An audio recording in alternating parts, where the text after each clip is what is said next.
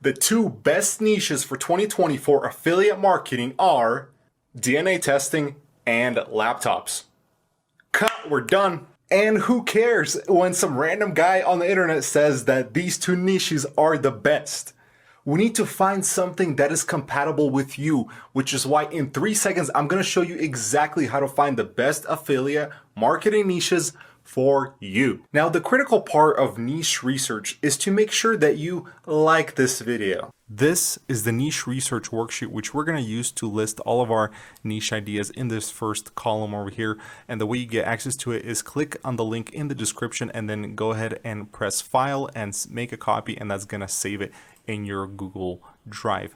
Now, before we get started, this is a worksheet by authorityhacker.com. It's from their Authority Site System course. So if you like this training, go ahead and check out their course. In the next video, I'm going to show you how to grade and give each of your niche a score over here on the right-hand column. But for now, we just want to fill out as many different niche ideas as possible. And the reason why I urge you to go above and beyond the 10 minimum, so let's do 20, 30 different niche ideas, is because everyone has this dream of working, from the beach and starting an affiliate marketing business, and the dream is becoming very common. So we need to dig deep and differentiate our niche from everybody else, from starting a typical health and wellness website, which half a year in you're going to realize that, oh boy, there's way too much competition and I'm getting nowhere with this, and I put a half a year into this. What am I going to do now? You don't want to end up nowhere, so you want to dig deep and find the perfect niche for you, which is why in the second video we're going to look at scoring the actual niches, which is going to give you the perfect one for your liking. Which is why it's crucial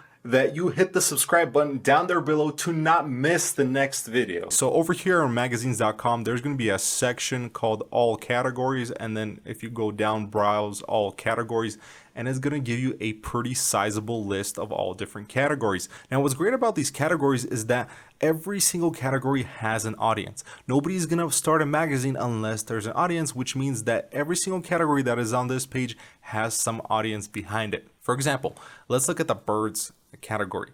Now you can see that there's two separate bird magazines, which means there is a market for it. Means that you can sell things in this market. What's also interesting to note is that the more magazines there are in a specific category, the more saturated the market is. And that's great because you can analyze how saturated the market is based on how many magazines there are in the category. So for example, if we look at diet, fitness, nutrition niche, for example, I know it's a saturated one, and you can see that there's 8 different diet and nutrition magazines. If we look at fitness, there's a lot more.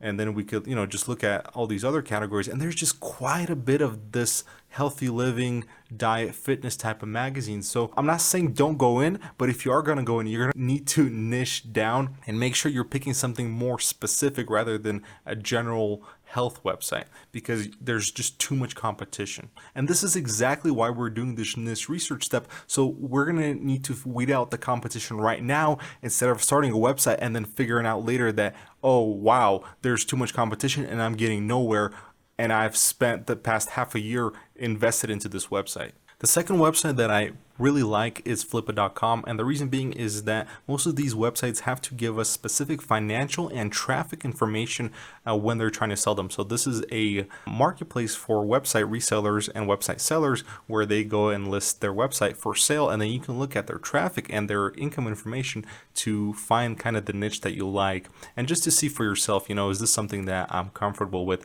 So what we're going to do is you're going to sign up for an account, and then you're going to go over to websites and just press on the websites here. And then I go to see all websites, and then you're gonna see these filters here on the left side. What I usually do is I go to website filter and I press content, and then I just uncheck these two. So it's blog and review websites. And then what I look at is the price range. I like to set it at 2,800. That's just my little thing. You can mess around with the numbers and see what results you get. And then the last part is just checking the sold option at the bottom here and then pressing search. So let's see what comes up. And there you go. These are all a bunch of different websites that you can look at and see if there's anything that you like. Now keep in mind, these are sold websites, so it's great. That means somebody bought it, which means that there is a market for them and somebody's willing to invest the money, their own personal money, into a website because they think it's going to make the money, which is a good starting point when we're looking at different niches. As I was scrolling around, I found this laptopunbox.com website listed for sale. So let's see. So this one has been sold, and yeah, we're looking at all sold websites. And let's take a look around. So let's see. They have a good amount of traffic, a decent amount, right? Nothing crazy. They have a net profit, which is what's interesting is that if you look at this curve, like why, I always question as to why this traffic number is falling. It may be a Google algorithm update, or there might be some other factors, but that's always to keep in mind. Compare this average session duration. So this one's 37 seconds, which is about average. If it's below 20 seconds, then I usually find that the people are not really interested in the content, but it all depends on the website. If the copy is garbage, then yeah, nobody wants to read it, so they're gonna bounce off the website. And then over here, this is the important part, organic search is 866, which is 75% of the traffic, which is great because my whole thesis is finding businesses that work with a Google search algorithm, meaning you can rank your business or your website, and that's how you get your traffic. And here we go. We also have the month revenue and profit. And as you can see, this graph kind of coincides with the traffic graph. So the less traffic there are, the less money this website is making. And well, it makes sense. And then you can also read all these notes. And usually you can actually look at the P&Ls this person has created. And there we go. I mean, it shows screenshots from Amazon. So it's fantastic. I mean, you could take a look at the website itself and, see if this is a good niche or not. Boom. As you can see, it seems that the website got a redesign, and now they're just chugging along and posting more content, which means they're making more money. I can go ahead and list this niche over on my right-hand side here in the niche research Excel sheet. So we're going to put laptops. We're going to put the source as Philippa, and then the source URL, we're just going to copy and paste this URL just to have it for reference. We're probably going to need it a little bit later. The third place that I want to look at is Amazon categories. So if we go over to this link over here that I have highlighted, we have all of these different categories to our left here. And what's nice is that if we press on any one of these, it goes to these subcategories, and sometimes there's even more subcategories under these subcategories, right? So for example, let's see GPS and navigation. Boom, there we go. There's so many more categories under GPS and navigation. So just take a look around, see if there's something that draws your eye, and then just list that as a niche over to our niche ideas here. Now keep in mind, like, you don't want to go too broad. Like, electronics is not a niche specifically, but marine electronics, right, that is a niche because it's a specific market for fishermen or marine folks. The fourth way to find niches is a website called websiteclosers.com. So if we go on the website and we press websites for sale, you're going to see that there you have a bunch of different listed, websites that are for sale. And some of these, I mean, look at the asking prices. I mean, these are massive brands, right? But you can see, like, there's very interesting things like aftermarket replacement parts. That's a niche. Bedding, right? That's a niche. Let's go on page 2 here. Let's see if we can find anything interesting.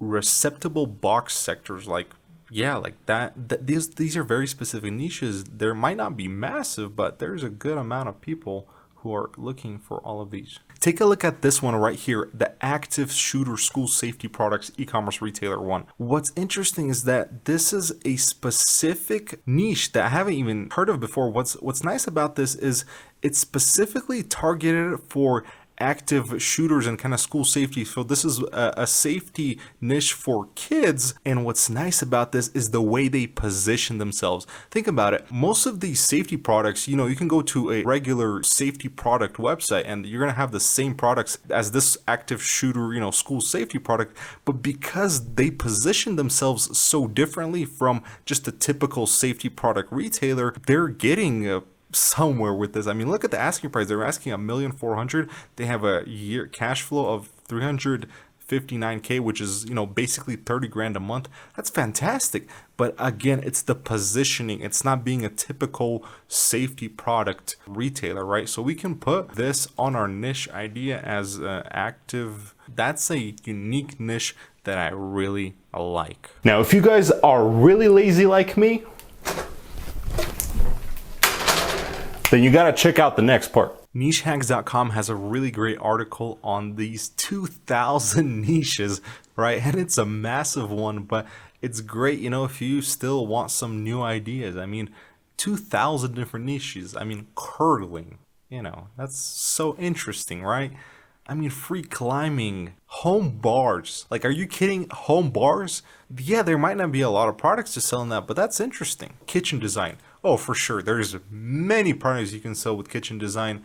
Office supplies. I mean, guys, like, think about, like, there's so many different office supplies. And again, I mean, it's how you position yourself, because you can say that you are a laptop specific niche that only reviews laptops, but you can also be an office supply niche, and you could also review laptops, because guess what? Business folks need laptops as well. And you can also review a bunch of other stuff. I know for a fact Office Supplies has a ton of, I mean, you can literally review paper. Like, all these different sorts of paper and their criteria, and that can make you a good amount of money. So I'm not going to go through all of this, but guys, there's a lot. Okay, so take a look around. Like I said, if you're lazy like me, then hey, this is a nice one. Okay. And then after this one, we're going to start taking a look at all these different categories and how to fill them out, so we can specifically grade and score our niches to find the best ones for you.